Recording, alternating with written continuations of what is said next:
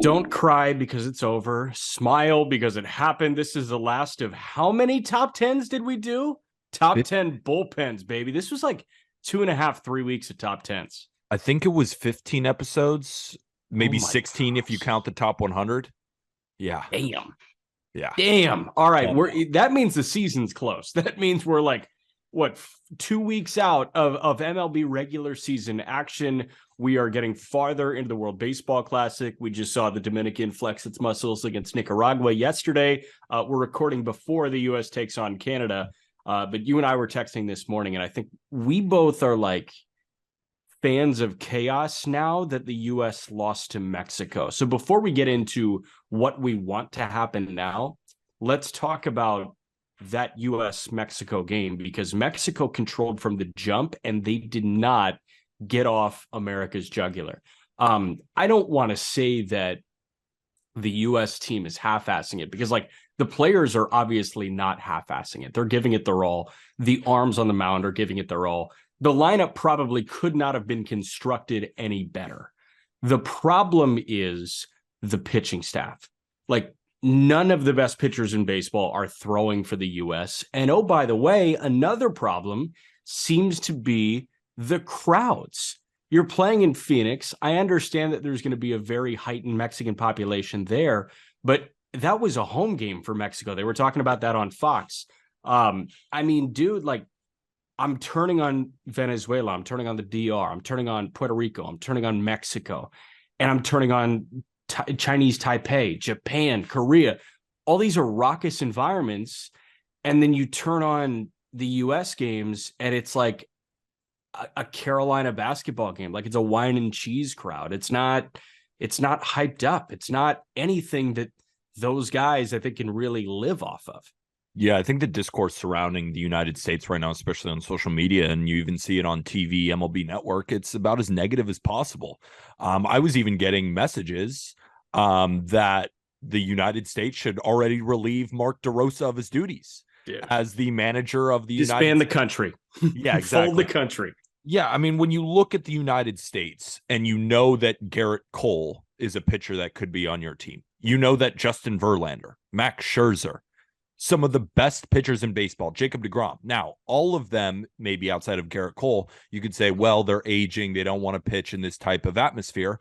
But you look at every other prohibitive favorite, Sandy is the best pitcher in the world. He's pitching for the Dominican Republic. Julio Urias finished second in NL Cy Young voting last year. He's pitching for Team Mexico. Puerto Rico has their guys. Venezuela has their guys. But the United States in Game 2 against Mexico started Nick Martinez. And Nick Martinez projects to be the fourth starter for the San Diego Padres. There's a couple of Americans on the Padres team that aren't pitching in this World Baseball Classic. Like, Brady Singer is a very solid young pitcher who projects to be a great pitcher for the Royals. But he's like the guy who comes in after. Then you have like Daniel Bard, Aaron Loup pitched okay. And then we finally saw Devin Williams, Ryan Presley. But you look at the United States and you look at the pitching staff, and it's just not representative of what the country has. So I think that the bullpen is fine. Like, I think they did a decent job. Yeah. It's like the other, yeah. It's the starting rotation, man. It's Adam Wainwright, Miles Michaelis, and Nick Martinez to this point. I think Merrill Kelly is going to start Game 4, but I'm just going top to bottom in ERA last year. And these are Americans that could have thrown, and like, maybe let's try and make an excuse for them. Verlander, he's 40. Dylan Cease should probably be on this team. Alek Manoah, he should probably be on this team. Max Fried, maybe. Shane McClanahan, maybe. Zach Gallen, maybe. There's not much tread on these guys' tires. Even think about a guy like Tyler Anderson. Shane Bieber, I understand, coming off of the shoulder thing.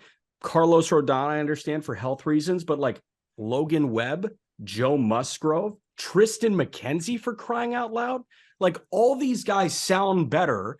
And why would Tristan McKenzie turn down the opportunity to pitch for Team USA? He wouldn't. I'm wondering if these guys even got asked, the young stars in starting rotations. How about Corbin Burns, who was asked and said no? But I understand because he's doing like the whole arbitration thing, and like he had a lot of shit going on.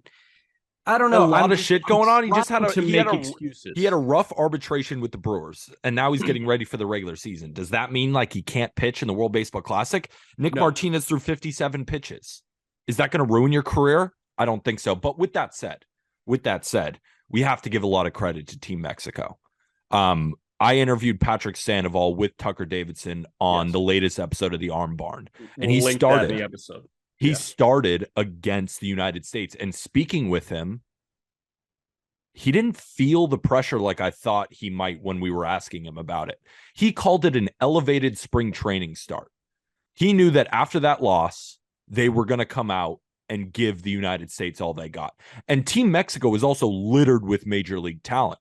Plus, Patrick Sandoval versus Nick Martinez, give me Patrick Sandoval. And then Javier Assad looked great, and he's also a really good pitcher. Like Team Mexico paired really good major leaguers with a home field advantage in a must-win game after losing to Team Colombia. The United States won their first game. They beat Great Britain without showing much. They won 6-2. Because Great Britain sucks ass. Like Great Britain's terrible. Like, yeah, I mean, Great Britain's not very good.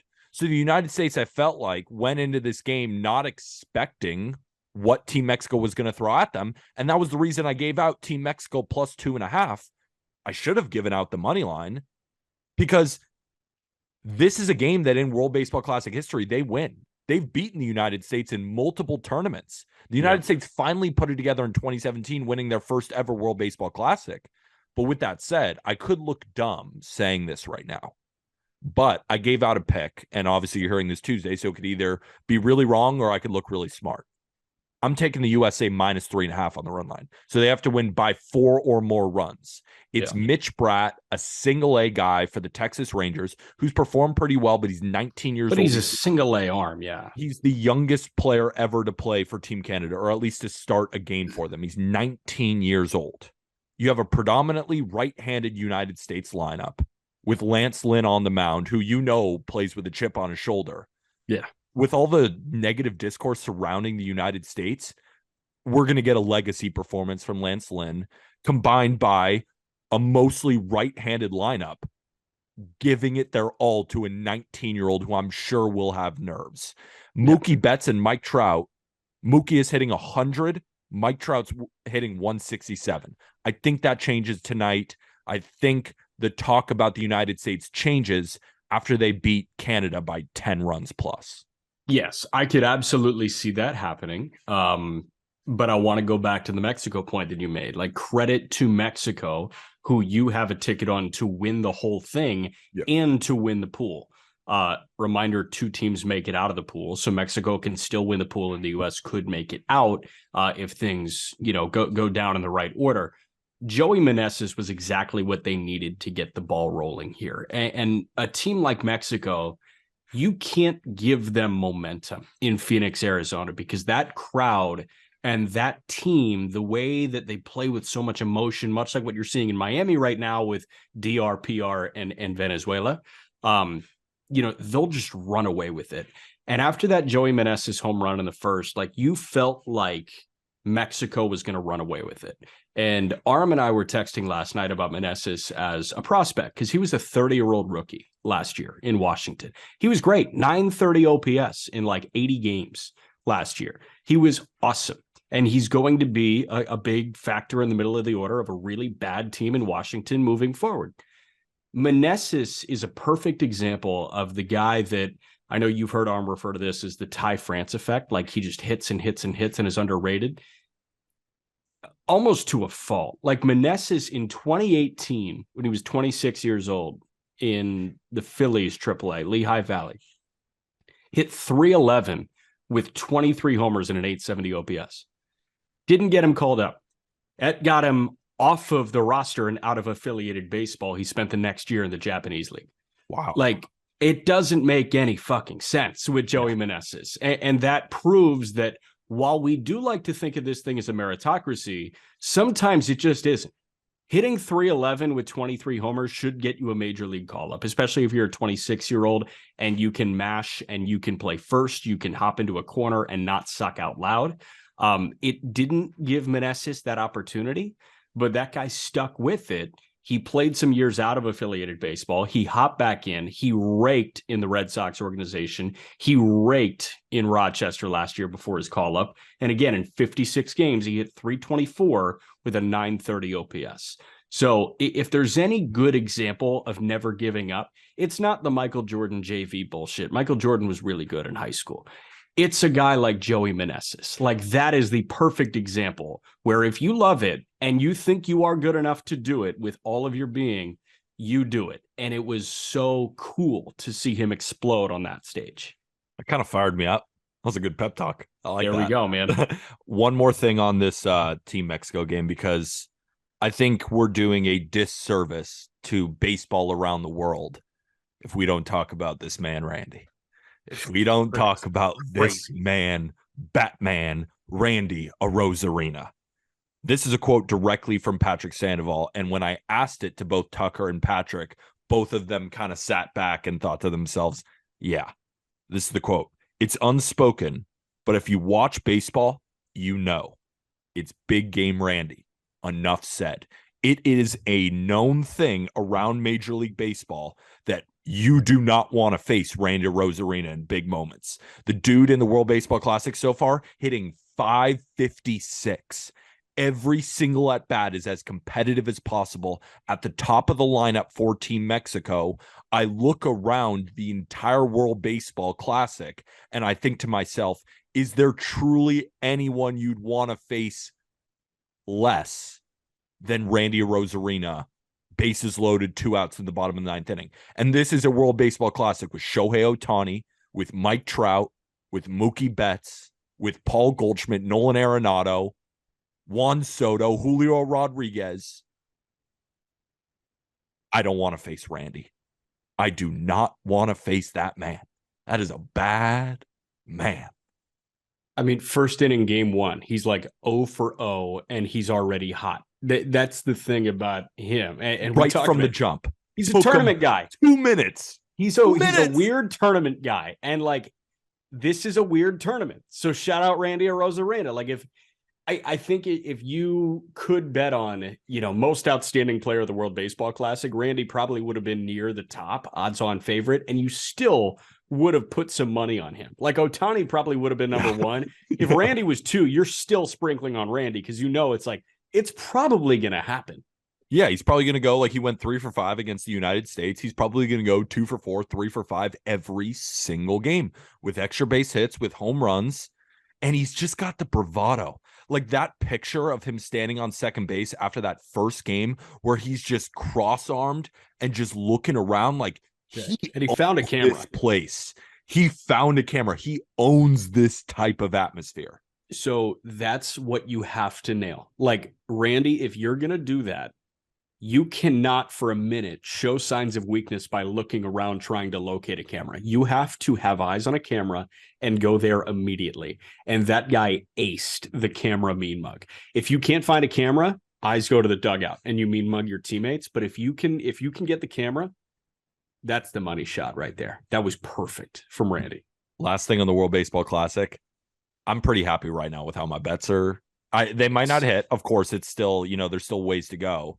But Mexico to win Pool C plus 450 after that 11-5 game against the United States, because we have to remember it's not just wins and losses, it's run differential. So picking up 6 on the United States is huge. Not only that, but plus 1,800 to win the entire thing. And then how about Japan plus 300, the only undefeated team, the team that nobody is in their ballpark. It just doesn't seem like it. Even the Dominican Republic, United States, Mexico, it just seems like the 4 pitchers at the top, with Ohtani, Darvish, Yamamoto, and Roki, and then all of their hitters with their defense and their experience of being there before, the crowd behind them, they just seem like a freight train that nobody can stop. So I'm very, very happy with how the bets have held up so far. So, but except Chinese Taipei, 0.2 units at plus 750. They were fighting there for a little bit, but then they got relegated. Gotcha. So here's a guy that has really jumped out to me. Like, obviously Ohtani's playing great and all the pitching has been great. Murakami hasn't been that good. Yoshida's been good. This kid Kondo, who's in the 2 hole for them. Oh yeah. Like Lars Newbar's been great, but Kondo, like I had no idea about him at all. And all of a sudden, he's on base all the time. He's rocking a 600 OBP. Like every time I watch a highlight, this guy's coming in to score. It's so funny. I said the most underrated player in the World Baseball Classic is Munetaka Murakami, but it's not. It's this guy. Like he hits everything. Every single at bat too is kind of like Royal Santos with Cuba. Competitive ABs.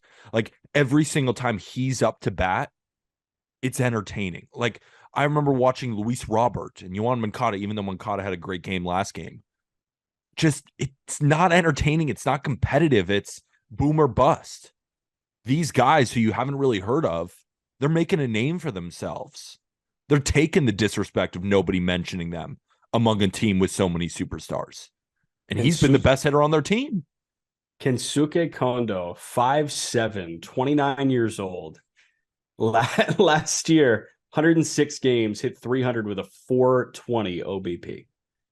I mean, the dude is constantly on base. So shout out Kensuke Kondo, man. That guy's kicking ass.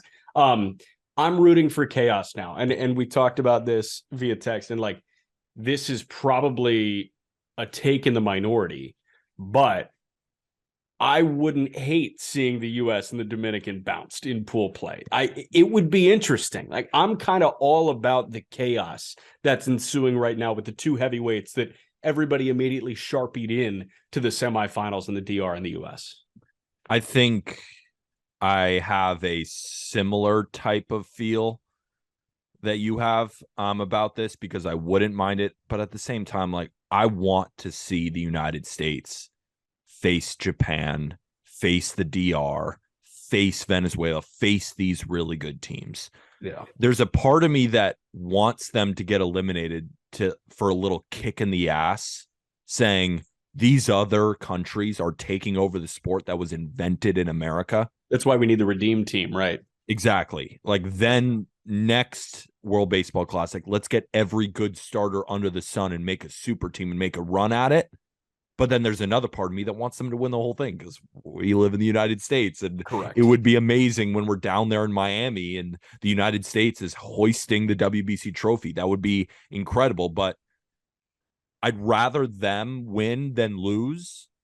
But if they're going to lose, I want them to get embarrassed. I want them to get embarrassed so that the next World Baseball Classic, we see the greatest team ever assembled.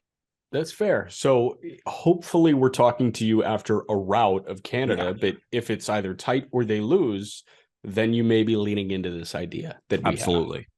All right. Top 10 bullpens. We've got 3 honorable mentions. They're the Blue Jays, the Phillies, and the Rays. Let's start with the Blue Jays.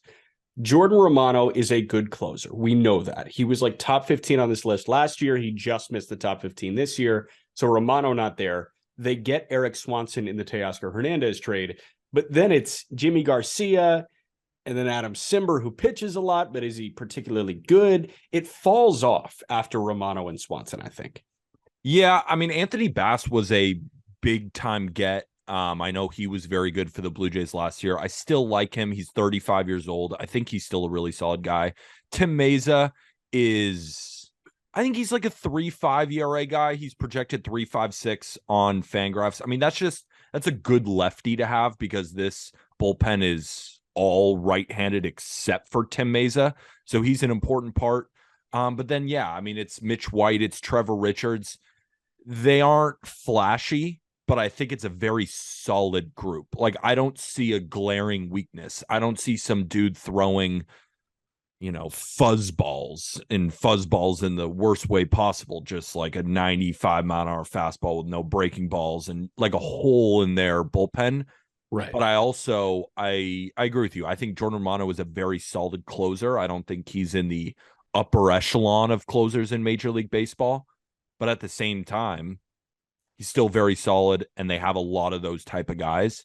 So they're an honorable mention. Very good bullpen, the upper half of Major League Baseball.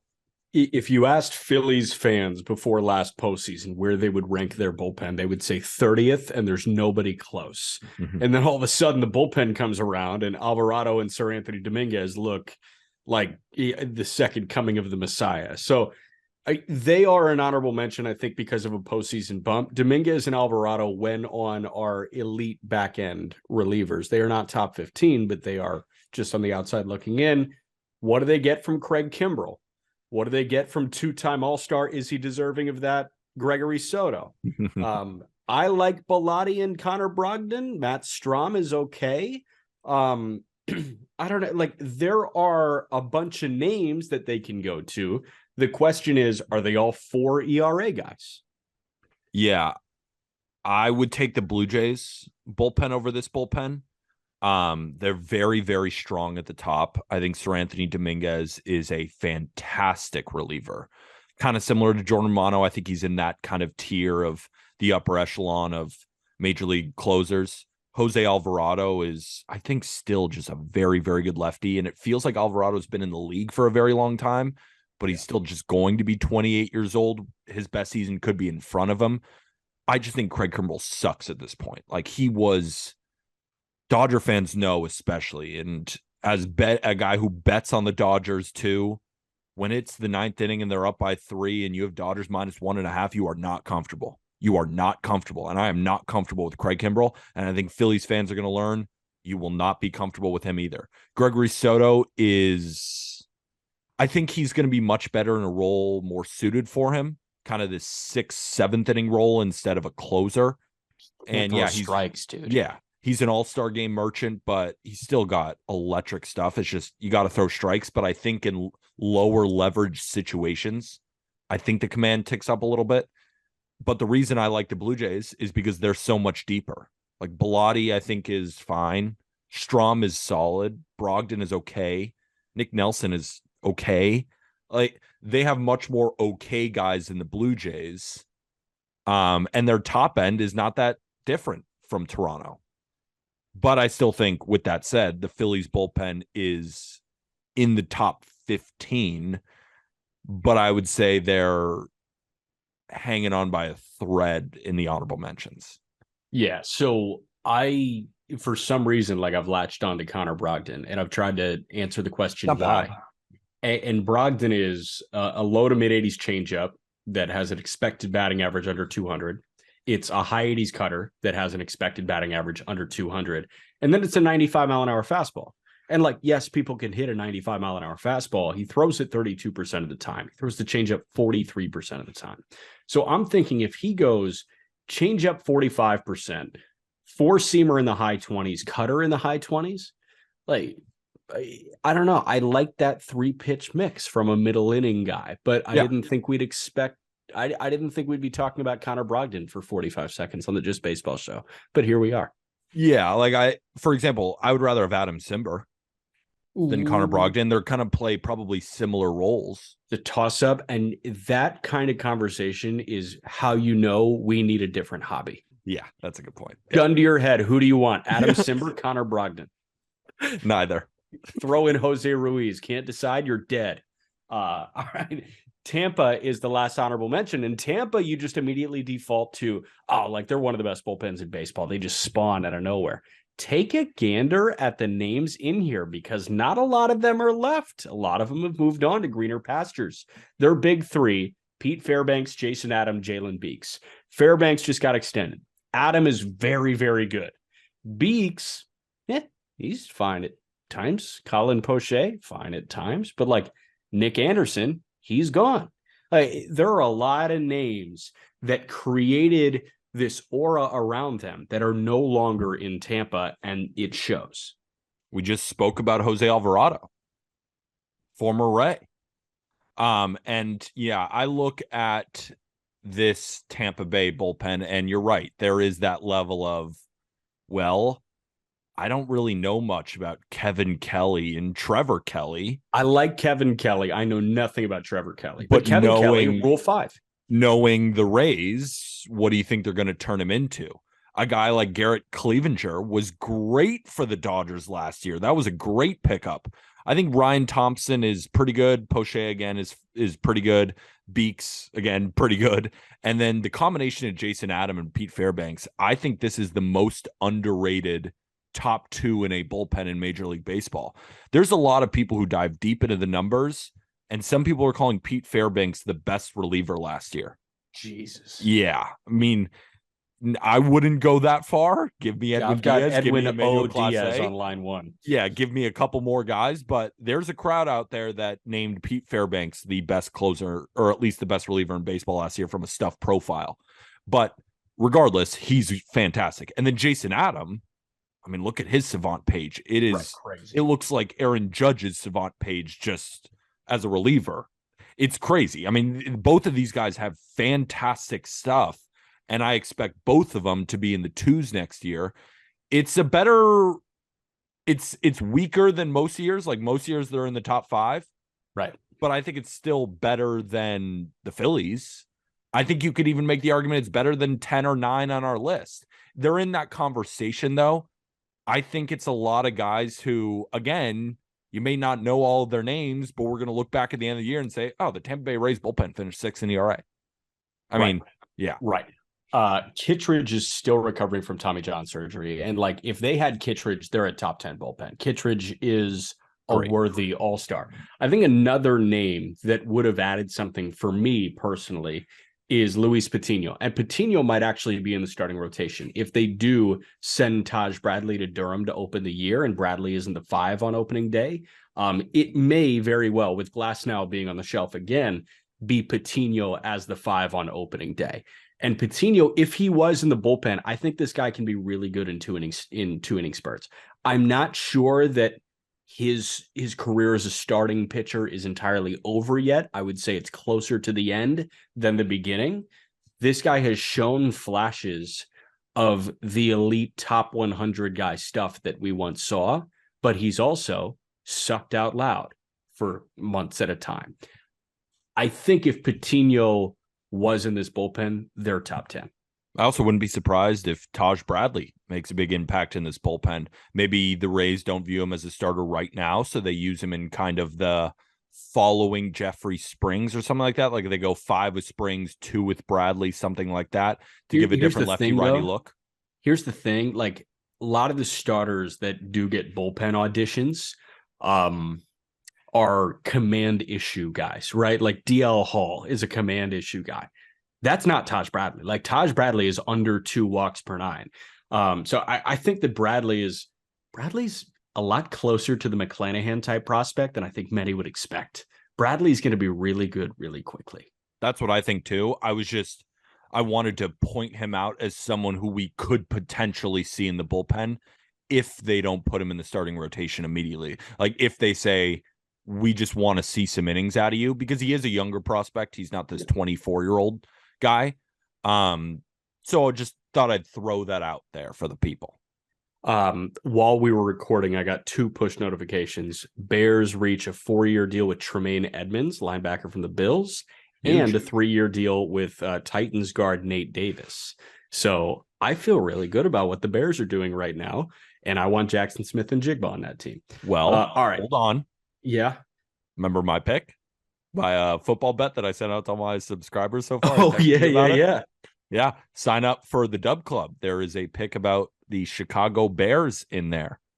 You might like it, Bears fans. Vikings, Packers, and Vikings, Packers. Who's the other team in the division? Lions. You may not like it. We'll see. We'll see what happens. Aaron Rodgers is a Jet now. I love it. All right, number 10, the San Diego Padres. Josh Hader. What do you make of Josh Hader? Robert Suarez just signed a lucrative extension to be a reliever in this bullpen. Luis Garcia. He may be the second best Luis Garcia in Major League Baseball, but guess what? He throws absolute fuzz.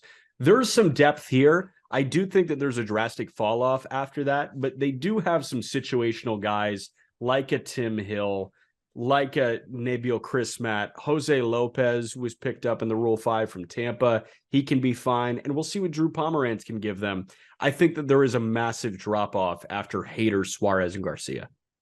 I mean, if we're talking about massive between those 3 guys versus, the field, yes, but I don't think it's a major drop-off versus other bullpens, which I think is important to talk about. Like a Drew Pomeranz, we forget about him, but he could easily make a huge impact in this bullpen, maybe even as a starter. We don't know yet.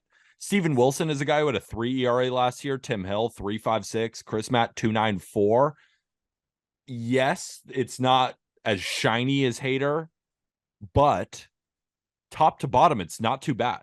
It's really not too bad. I would slightly lean the Rays over them, but I think they're all in the same discussion, because if Josh Hader looks like the Josh Hader that we're used to, right, this is better than the Rays because of Hader's potential of being the best reliever in baseball. But I think if Hader is 85% of what he was, give me the Rays. So it's that close, in my opinion. I think this is a very solid bullpen. So assuming like max potential, Hader over Fairbanks, Suarez probably a little bit behind Jason Adam. I agree. But then Luis Garcia ahead of Jalen Beeks. Agreed. So, and you could say Drew Pomeranz ahead of Colin Poche, or, you know, it starts to, yes, it's a drop off, but it's not massive, I'd say. Right. So, yeah, I do think like there's something tantalizing about Josh Hader being in this bullpen that just makes me say, okay, yeah. Like they have to be in the top 10. Yeah. And we'll get to that conversation at 7. But number 9 is the Minnesota Twins. I think they have 2 guys that can be very good closers in Major League Baseball. And then what else do you got? Yohan Duran, Jorge Lopez, who they acquired at the deadline from Baltimore last year. And then Emilio Pagan, Griffin Jacks, Caleb Thielbar, whatever. I had the Twins a little bit higher on the first draft of this list, and you convinced me to move them down. There's just something about the star power in those 2 names, in Lopez and Duran in particular, that made me say, okay, like if the starters get through 6, you just have to buy time through 1 inning. But I think that's the problem with the Minnesota Twins, because while they do have those studs at the top, and they are studs, they are absolute studs. But the reality is that the Minnesota Twins finished 16th in bullpen ERA last year. And that's even with a half season of Jorge Lopez, who wasn't the same pitcher as he was with the Orioles. I like Griffin Jacks. I've seen some bullpens from him. The velocity has ticked up. Got a sick name, JAX. He gained a ton of velocity last year, and I think that's going to stick. I think he is very solid. I think Thielbar is pretty good, but at 36 years old, he's got a ton of strikeout stuff. I think he's a good 6th inning guy there. But my issue, and this is why I would move them off this list entirely, is Emilio Pagan was not good last year. Just straight up not good. Jorge Alcala threw 2 innings last year. Giovanni Moran was very solid, but we just don't know much about him. Dennis Santana had a 5.22 ERA. So beyond Lopez, Duran, Jacks, there are some major question marks, while in some of these other bullpens, not as much, in my opinion. I like Thielbar, but if a starter has a rough time, they don't have a ton of solid guys to go to that can weather the storm. That's why I still feel like they're going to finish probably in the top 15 of bullpen ERA, but I don't think they're going to be in the top 10. And we have them at 9. Like, I think we're going to look back at this Twins bullpen and think to ourselves, it's a little bit aggressive. Pagan, Tampa Bay Rays merchant. 2019 had a 2.3 ERA and 66 appearances. Yeah, as the closer for Tampa. Like classic. 96 punch outs in 70 innings. Damn. And then like he goes to San Diego and it was like, hey, we have Emilio Pagan. And then at the end of the year, you look and he had a mid-4s. And then the Twins was like, hey, we have Emilio Pagan. And you look and his ERA is in the mid-4s. So talk about home runs. That dude gave up home runs. He loves nukes, man. 12 homers in 63 innings, 16 and 63 in 2021. There's something about the big ball, and home runs have always been a problem, but he's walking more guys than he ever has, and he's striking out fewer guys than he ever has. So I don't know. I'm expecting like a massive, you could call last year Duran's breakout, but I'm expecting this massive breakout from Yohan Duran where he may jump into the top 5 in terms of relievers. That's more than fair. That's why the Twins should be considered within this, because that top 2 of Duran and Lopez is elite. St. Louis, they've got 1 elite guys and then a bunch of really good guys, and they're at 8. This is a new tier. This is a new tier, in my opinion. Brand new tier. I love their depth I don't know how I feel about their top end talent anymore. Ryan Helsley, I have no doubts about. Excellent. Giovanni Gallegos, has he lost a beat? We know how volatile relievers are. Gallegos, he was excellent his first couple tours in St. Louis. Last year, felt like he took a step back, and Helsley fully grasped on to that closer role. Jordan Hicks, we haven't seen that guy available for a full season since. Do you have it in front of you? Like, he threw 61 innings, but it was he was making spot starts, so it's not like he made a ton of appearances. 3 innings at a time. Yeah, but I'm a big Palante guy. Another reason why I thought Team Mexico was pretty deep with Andre Palante. I still think Genesis Cabrera is a very good reliever, even though he struggled a lot last year, especially with his command, 20 walks in 44 innings. But I still think he has top of the line stuff. It's just about putting it together. Chris Stratton wasn't very good last year, but I just have a firm belief that when Hicks isn't making starts, the Cardinals really want to push him to be a starter. But at the end of the day, give him 1 inning and let him throw 105. Let him be that guy. And then when you combine that with Palante, Gallegos, and Helsley, it's hard to find a better front four, not just front four. And to your point about Gallegos taking a step back, I guess, but a 3 ERA last year, and when Ryan Helsley's throwing 102 and he has a 1.2 ERA, you're going to get bumped off. He could have a 2.5 and he's going to get bumped off. That's just the reality of the situation. So I still think Gallegos is fantastic. I think Palante back there is fantastic. I think Jordan Hicks could be fantastic. And Ryan Helsley is one of the best closers in baseball. Helsley was not much worse than Diaz or Class A last year. You could argue he was as good. I think some of the perceived step back here was he lost a bit of the command. He walked 18 in 59 innings as opposed to 20 in 80 innings. And he wasn't used as often. The ERA is very similar, but again, we know how weird reliever ERA can be. I don't know what the perfect stat to measure relievers is. And yes, it's holds, but what's the other one? Holds. But holds. I don't know, 57 appearances, and he didn't really spend that much time on the IL. It was just whenever there was a big moment, it was going to Helsley. Here's another take for you. And I don't know, it sucks to project that somebody's going to go down. Wainwright, Michaelis, Montgomery, Flaherty, Matz. Who are you confident in pitching an entire year? I think Palante will start more games than he comes out of the bullpen for. That's fair. That is fair. I have confidence that Michaelis is going to give you 400 innings this year. Sure. How about the other four? How about the other four? Yeah, Wainwright's gonna throw. Okay, how about the other three? How about the other 60% of the rotation?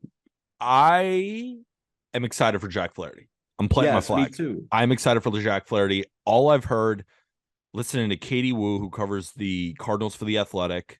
Yes. I heard Nolan Arenado say this too. It's the best Flaherty's looked in a long time. Since and he is ready to be back in that rotation and be a big piece. And I'm excited because I still remember I played him in high school and he was the best athlete I've ever seen, at least on a field. He was playing shortstop, he was pitching, he was hitting, he was the fastest player on the field. He's an incredible athlete, and I still think that he's going to be a good pitcher in this league. Will he be that 2019 version? Probably not, but that's a question for another day. We talked about rotations, but I do want to say I am confident in Flaherty this year. Yeah. All right. Here's the conversation. Number 7 is the Mets. Edwin O. Diaz. Now, by the way, did you know that it's now Michael Soroka and not Mike Soroka? It's funny. I heard that, internalized it, but never thought about it. Yeah. So I was just looking at it yesterday and I was like, oh, wow, it's Michael Soroka now. And it's not Edwin Diaz now. It's Edwin O. Diaz. Yeah, but nothing will ever be worse than Josh H. Smith. Yeah. On the Rangers. Smith. Josh H. The H throws me off. But that's when you just call him Josh Smith. I like it. Right. Your words. So I texted you that I thought Edwin Diaz was far and away the best reliever in baseball last year. And I understand the rebuttal when it comes to Class A and Devin Williams and Ryan Helsley.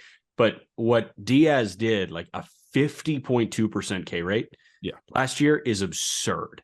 A FIP under 1 is absurd. So Diaz, best closer in baseball, best reliever in baseball. Then you have guys that are solid. I think I place a lot more stock in one guy at the back end than the depth, and I think you may skew the other way. Yeah, I mean, when we were debating about this list, I totally saw where you were coming from because you were placing an importance on the front three. Right. Because, those you expect your starter to go 5-6 innings and then go to these three guys. And when it comes to that, the Mets should be higher because Edwin O. Diaz is the best reliever in baseball. Adam Ottavino was incredible last year. But if I know one thing about Adam Ottavino, it's been inconsistency kind of his entire career. Yeah. The slider is either playing or it's not. And in an 8th inning role at 37 years old, I like him, but will he repeat? Probably not. Like if you look at Edwin Diaz or Adam Ottavino's career, and it's been a lengthy one, he doesn't have a ton of years where he's gone back-to-back elite. He just hasn't. David Robertson, again, 38 years old. Yeah. Is he going to be a 3.7 ERA guy? He's projected 3.66 on Fangraphs. He's good, but like how much longer is 91 going to play? Brooks Raley, I like, but 35 years old. Drew Smith, I like, but hasn't shown us a ton. We don't know that much about him. I like the pickup of John Curtis a lot, again, but could he be a Rays merchant?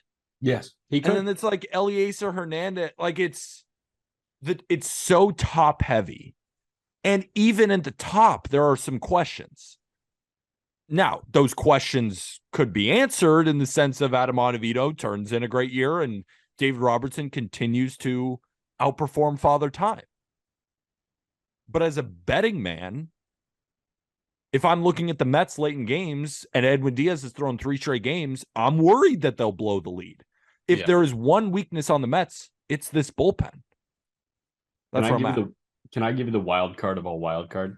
But what we're doing, which I feel like we shouldn't be, and maybe like this list is coming off weird because we're not shining praise on any of these guys yet. No, we're just, these are the question marks. But here's the 7th best bullpen in Major League Baseball. Here's the thing, man. Like even the best have question marks. Edwin Diaz, if you look at his career, it is like a pendulum that is swinging with Edwin Diaz. Let me walk you through just like, again, reliever ERA, do with it what you will, year by year.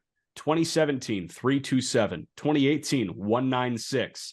2019, 5.59. 2020, 1.75.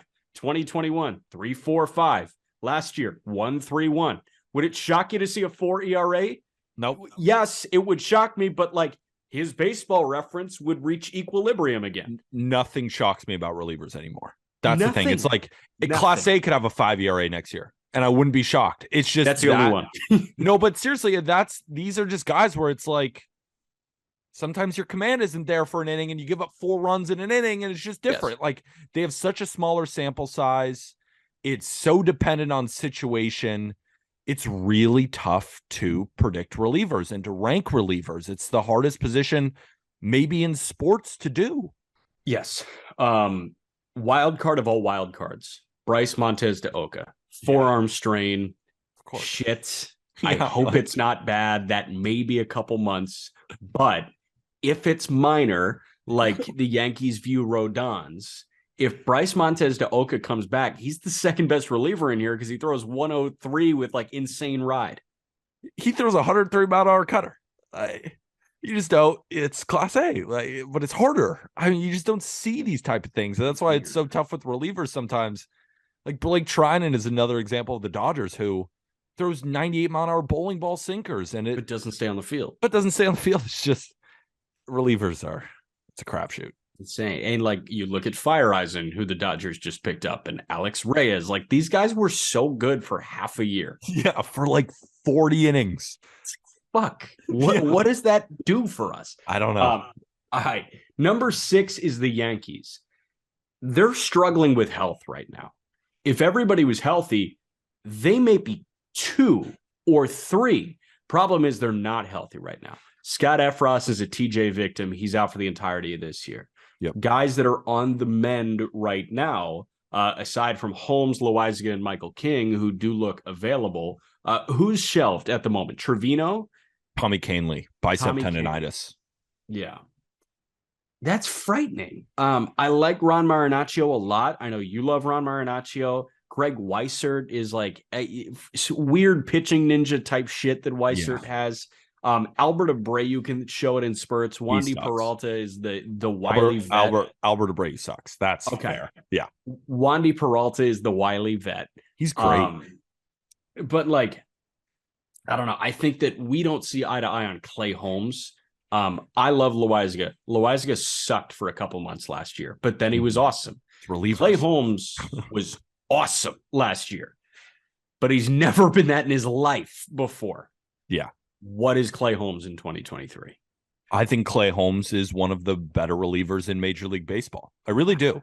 I think that sinker plays. I mean, that sinker plays. It's a Blake Treinen type sinker. It's 97 miles an hour with incredible horizontal movement. It is one of the toughest pitches to square up. Then you look at a guy like Jonathan Loizaga. Alex Bregman called him the toughest pitcher that he has to face in all of Major League Baseball. And then you go down the line too. Michael King, before he went down with that elbow injury, was playing at an all-star level. Wandy Peralta, again, was great for the Yankees last year. Ron Marinaccio has incredible stuff. Greg Weissert, the reason he's on Pitching Ninja is because the slider moves like 3 feet. Yeah. They have a lot of really good guys, and that's not even including Lou Trevino and Tommy Kahnle, who will both return this season. Imagine if you had Scott Efros, who they traded Hayden Wesneski for. When all healthy, I think you can make the argument this might be the best bullpen in baseball. Without those two and questions about who truly is going to be the closer, I think this is the spot for them. But when I look at the Yankees, this might be the unit I'm most confident in. You better be, because they're going to get fucking put to the test with what's going on in the starting rotation. But also knowing the Yankees, these names that we ran through, 4 of them are going to be hurt in 4 months. Yes. That's the problem. They're either going to be hurt or have a 7 ERA. The thing is, I think they're either going to be great or hurt. I don't think there's not a lot of blowups in this.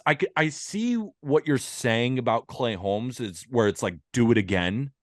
But the stuff plays. Like, it's not a guy who throws 92 who just like got a lot of ground ball outs. So you're like, you watch him and it's just like, how is he doing it? Yeah. The stuff is elite. Loizaga's stuff is elite. Michael King's curveball is elite. Marinaccio, Weissert, their sliders that the Yankees teach are elite. You just got to stay on the field. And there's a lot of blow up there where I think to myself, right now it's Trevino. Right now it's Tommy Kahnle. But in a couple months, the list is going to be bigger. Yeah. Garrett Cole, Luis Severino, Nestor Cortez, Domingo Germán, Clark Schmidt is the projected opening day 5-man rotation. Get Johnny Brito in this rotation, man. Brito's my guy. Or Will Warren, dude. Will Warren, yeah, he may need to just show it in triple. Like, yeah, I understand. Give Davey another audition. Why not? Fuck that. No. Dude, I love Davey. Maybe, but I like Clark Schmidt a lot. Domingo Germán, fuck him. Seattle. I'm not confident in the Yankees at all. Moving on, top 5. The Seattle Mariners are the 5th best bullpen in baseball. Paul Sewald is the projected closer, although Andres Munoz may be the best reliever in this bullpen. Munoz, Paul Sewald, Diego Castillo, who they acquired via trade. How about Matt Brash, who may look to be awesome again? There's some serious depth here and some really, really good talent. Penn Murphy, Matt Festa, Chris Flexen, have not mentioned these guys. They can go 8 deep in that bullpen. This is, I feel like, a new tier. That was going to be my opening line. New tier. No questions.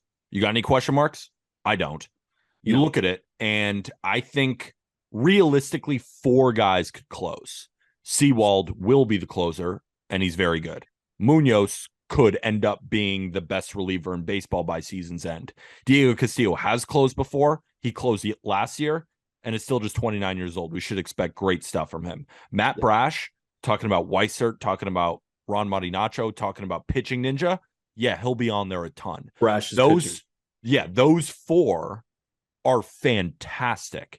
And there's not as much blow up as there is with the Yankees. Like I look at a guy like Penn Murphy. I still think he's the definition of solid. Trevor Gott, I like that addition from the Brewers. I always thought Trevor Gott was in a Brewers bullpen, one of the more underrated guys because I think he has pretty good stuff.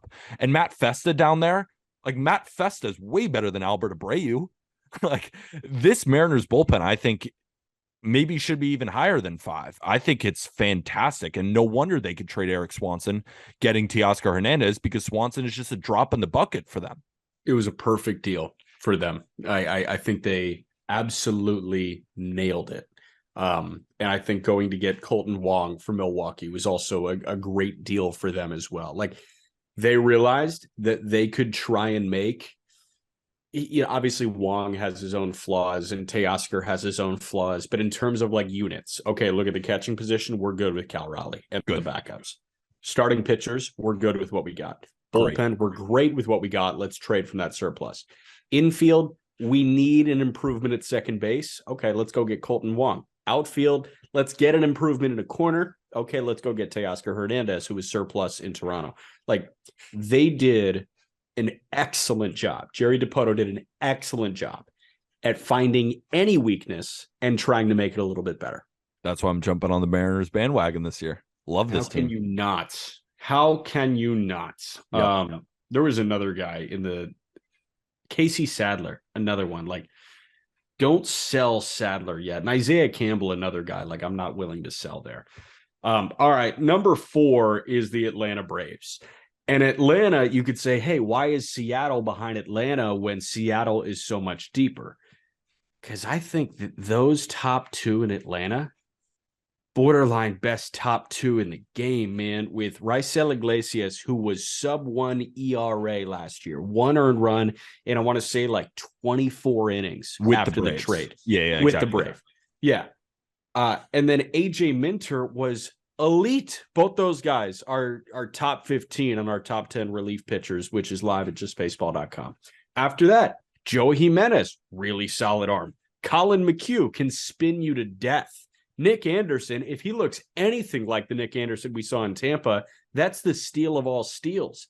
Dylan Lee, maybe okay. Kirby Yates was once an all-star, maybe okay. There are a lot of options that they can turn to. How do you feel about 36-year-old Lucas Litke? Who cares? Who cares? The rest of it's good. Yeah, it doesn't matter. I mean, he's going to be fine. Lucas Litke is a Yankee fan, fantastic in low leverage situations, not as good in high leverage, but he's the last reliever, so he's going to be great in low leverage situations. The Braves do an excellent job of maintaining a high floor while also the potential is best bullpen in baseball. I mean, if Nick Anderson is Nick Anderson like he was with the Rays, he might be the best bullpen arm in this bullpen. That's how good he was with Tampa. And that's counting Raisel Iglesias, who, when he went over to Atlanta, could not be touched. Andres Munoz hopes he has the career that AJ Minter has had so far, right? Joe Jimenez with the Tigers was excellent, and I think it's going to be one of those guys who's just reinvigorated by going from Detroit to Atlanta. I think he's going to be awesome. Colin McHugh is the definition of, here's my curveball, try and hit it, and you can't. And then Dylan Lee has just been, he was a mainstay last year. I think he's very solid. And the reason I say potential is because, again, Kirby Yates, Nick Anderson, if they can give you close to what they gave you, Kirby Yates with the Padres, Nick Anderson with the Rays, every single one of those guys I named can close out games. Every single one. Now, there's some boom or bust because Kirby Yates has not really been healthy. No. Nick Anderson, we are all projecting because of what we saw, but the wild card. No idea. But the reason they have such a high floor is because Iglesias is going to be great. Minter is going to be fantastic. We assume Joe Jimenez is, and he was really good for the Tigers last year. And Colin McHugh. So they already have the top with Dylan Lee, of course. Yeah. And then you have the potential of 2 former all-star level closers. I love this bullpen. Another name to watch. If anybody goes down, Victor Vodnik is waiting in AAA. Vodnik, Aram and I were both shocked, didn't go in the Rule 5 draft. Victor Vodnik last year, 7 appearances in double, 24 in triple, so 31, 34 and 2/3 innings, a 2.34 ERA, punched out 47. Vodnik is one of the best minor league relievers in the game. He's 22 years old. He's a reliever, been a reliever from the jump. Those guys never make top 100 lists. Those guys are never blue chip prospects, but just know it's the Ron Marinaccio conversation. When Marinaccio came up and pitched for the Yankees, I think people knew that like he was going to be good because the numbers were excellent in the minor leagues. That's the deal with Victor Vodnik. Victor Vodnik is cut from that cloth. So they've got backup plans as well. So much potential here. So much. Number 3 is the Cleveland Guardians, and they have, I think, the most bust-proof reliever in baseball. And I said it yesterday, the next reliever to get a bust in Cooperstown, I bet, in Emmanuel Clase. Then you've got James Karinchak, Trevor Stephan, Nick Sandlin, friend of the program, Enyel De Los Santos, Eli Morgan, Tim Herron, Cody Morris. They have so many options that are really good. And it starts with Clase for the 9th. He may be the best reliever in baseball next year. You look at their projected bullpen. Clase, Karinchak, Stephan, Sandlin, Santos, Morgan, Herron, Morris. The highest ERA last year was from Eli Morgan, who had a 3.38. Yeah. As a team, they finished 5th in team ERA. This might be the safest bullpen in all of baseball because, to your point, Emmanuel Clase, if we're talking about bust proof, he's that. Karinchak wasn't bust proof, and we found that out. Even got sent back down to the minors. But then when he came back up, finished the season with a 2.08 ERA, 62 Ks in 39 innings. Hard to find a guy like that. And we're talking about bravado on the mound. He's got it. Stephan was great last year. 2.69. Sandlin, who's a friend of the Just Baseball show. We had him on the podcast. Great reliever. Like, it's not the sexiest names, but from a production standpoint, it's hard to get better than Cleveland. Now, I would probably take the Braves over them. I might take the Mariners. But Cleveland is as safe as humanly possible. Some things could go wrong with Seattle. Some things could go wrong with Atlanta. I don't know how it could go wrong with Cleveland. And that's why I understand them being at 3. They were, there was a stretch, I think, right after the All-Star break, and I put it out on Twitter, and I was just trying to find the tweet, but it was like a 3-week stretch where the bullpen had like a sub-1 ERA or an ERA just over 1. It was everybody that they ran out after Cal or after McKenzie. It was like the game turns off. It turns off. And when you have a defense like that behind them, and when Karinchak is that good again, I mean, say goodnight. If you don't have a lead against the Guardians after 5, game's probably over. Game's probably over because even a ball in the gap, they got outfielders who can go get it. And maybe that's why the ERAs are lower. Because the Guardians, they're just a pitching team who plays defense and they know how to play the game behind Terry Francona. But that's the reality. That's what we're looking at. And like when we look at a bullpen like this, there's no breaks. Yeah. They're not the sexiest names, but there's no off day. Like even a game where Eli Morgan has to shelve the load, he had the worst ERA last year at 3.38. There's no breaks. There is one glaring problem with the Cleveland Guardians, and it is the 4 and 5 in the rotation, and that's Savali and Plesac. And the bullpen can help alleviate that. But I pose you a would you rather. I give you a hat full of names: Xavier Curry, Joey Cantillo, Hunter Gaddis, Connor Pilkington, Peyton Battenfield, Tuki Toussaint, throw him in there, Logan Allen, throw him in there. I give you a name of that. I give you those names in a hat. And you pick one out of there to start a game, games 4 and 5, or you go Savali and Plesac. Which one are you choosing? Probably Savali and Plesac. Out of the name, over the names out of the hat? It's a tough one. That's the thing. Right now, yes. I mean, obviously, and maybe even by midseason, no. But I think in April, this spring. In April, Plesac and Savali. I think Savali is a nothing burger, unfortunately. Yeah, I mean, I think Plesac's a nothing burger. Right. I mean, Plesac's also a jackass. So, but they're probably 4.2 ERA guys. And it's just like, yeah, they'll throw. And then you have the bullpen. So it's like they'll give up 3 runs in 5 innings. That's even worse than a 4.2 ERA. But then if the Guardians score 4, the game's probably over. Yeah. Like, the win losses don't matter, but I bet Plesac and Savali, if they stay healthy and they pitch to what they should, they'll both probably go 11-8 with a 4.4 ERA. Yeah. Like, they'll probably win more games than they lose with those 2 guys on the mound, which is not due to them. It's just due to the Guardians as a whole. Right. All right. Welcome to the Dodgers show. They are number 2. Evan Phillips, Alex Vesia, Brusdar Graterol I listed as the big 3. But then you've got Caleb Ferguson, Yency Almonte, Shelby Miller, who is kind of seeing a career resurgence in the bullpen. Phil Bickford, Jimmy Nelson, JP Fireeisen, don't know what his timetable is. Trinan doesn't look likely. They've got their 4-man IL of relievers right now in Fireeisen, Hudson, Alex Reyes, and Trinan is a top 10 bullpen in its own right, maybe top 5 in its own right. Yeah. But the guys that they do have healthy in Phillips, Vesia, Graterol, Ferguson, Almonte, Bickford, Nelson, it's overwhelming. Yeah, they're like the Yankees with a higher floor. Yeah. Because they are also dealing with those injuries. So, but when you put those 4, Fireeisen, Hudson, Reyes, and Trinan in this, it's the best bullpen in baseball, and it's not that close. At least I think so. No, I'm with you. Every single guy in their bullpen can close games, and it's hard to find that. Evan Phillips developed as one of the best relievers in baseball last year. Vesia, hard to find a better lefty. Graterol, he's not the strikeout guy, but he limits runs, and he has great stuff, and I don't know why guys don't swing and miss, but whatever. Caleb Ferguson was awesome. Yency Almonte was awesome.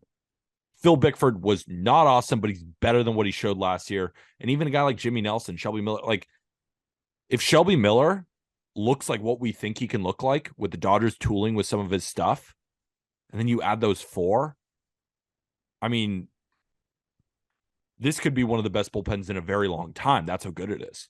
So with everything the Dodgers do for starting pitchers, they do it exponentially more with relievers. You think the starter bump that you get from going to the Dodgers, everybody's buying Noah Syndergaard stock right now, I'd be buying reliever stock from everybody that makes their way to the Dodgers. So they know what they're doing. And yeah, man, this has the potential. And not all 4 of those guys in the IL are going to throw this year. That's just not the case. But, if everybody on the roster was fully healthy, I'm with you. It's so far and away number 1. But number 1 is the reigning World Series champ, Houston Astros. Ryan Presley is the closer.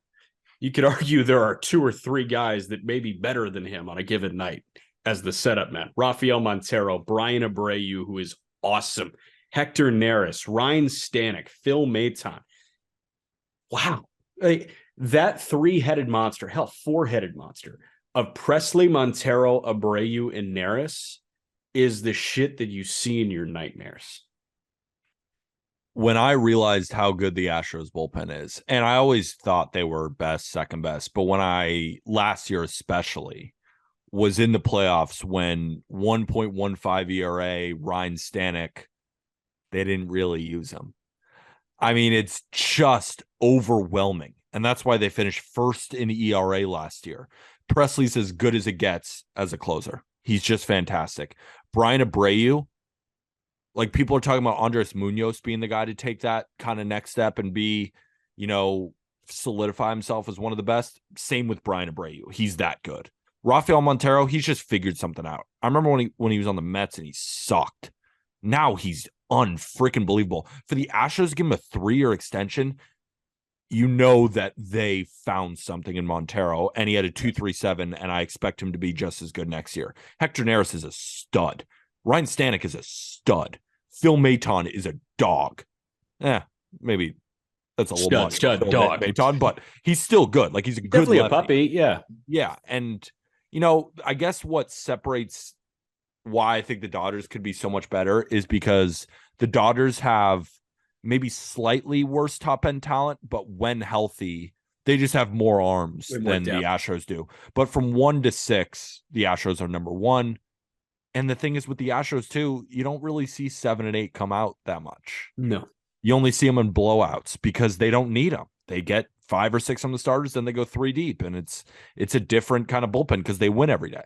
And they do this freaky thing with arm care. I have no idea what they do, but like those state secrets should be sought after by 29 other major league organizations because they had, I think, 7 guys make starts for them last year.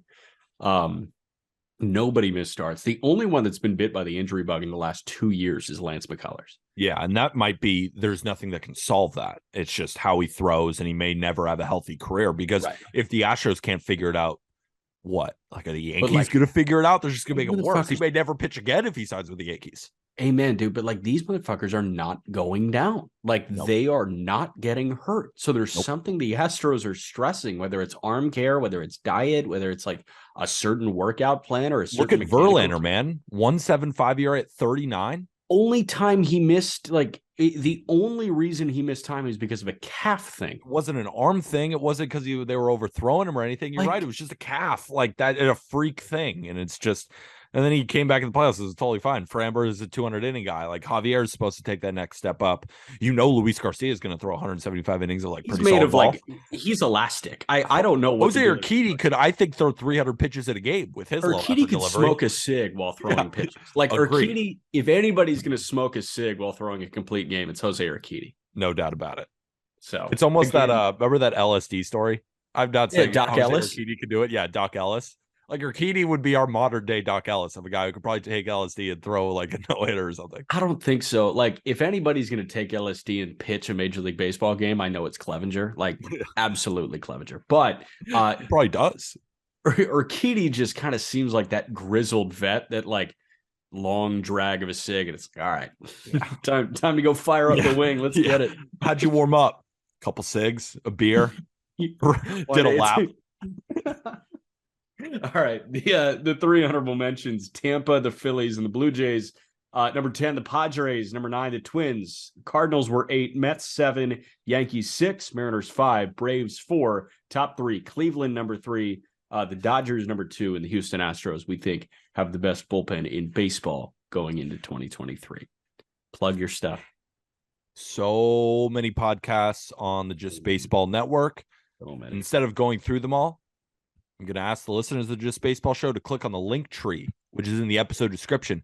It has all the links to all the baseball and basketball podcasts on the Just Sports Network. How about Just College Hoops? You want to get your college basketball fill? How about that? And we got the voice of Vermont hosting that. Brian McLaughlin, one of our Just Baseball contributors when it comes to betting crabs, is on Vermont to go to the Sweet 16 as a 15 seed. So look at that. I'd go listen to the pod and hear about these catamounts. I'd listen to that pod. Tons of other ones, of course. I do want to plug the Arm Barn with Tucker Davidson again. Great interview with Patrick Sandoval, like the pitcher for Team Mexico. Talk to him about that matchup. Really cool insight. The call up, obviously. I mean, we could just go through all of them. Check that out in the link tree. If you want to support our podcast, best way to do so is to get yourself some Just Baseball merch. I'm rocking the hat. I'm rocking a tee. If you guys want to go check that out, it is in the episode description. But if you don't want to spend a dime, we totally understand. If you could rate this podcast 5 stars, whether that be on Apple Podcasts or Spotify. On Spotify, we're around 840-ish 5-star reviews. We want to get that up to 1,000. And we would greatly, greatly appreciate if you guys could help us get us there. And with that, thank you, everybody.